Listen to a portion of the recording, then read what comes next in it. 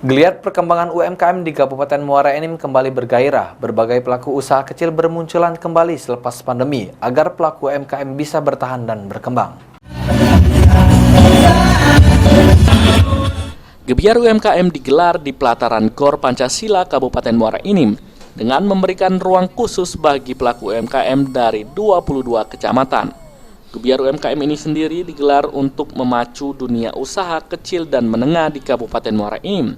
Selain itu juga, gebiar UMKM ini sebagai upaya memperkenalkan produk yang dihasilkan oleh pelaku UMKM. Selanjutnya itu juga, gelaran gebiar UMKM ini sendiri dapat membentuk pelaku UMKM agar bisa berkembang, seperti memberikan bantuan modal alat-alat atau kebutuhan bahan baku pelaku usaha kecil. Ini usaha kami bisa terlihat nih di daerah dan pemimpin-pemimpin daerah bisa tahu bahwa kami ada usaha seperti ini dan kami menginginkan usaha kami lebih maju dan lebih dipandang.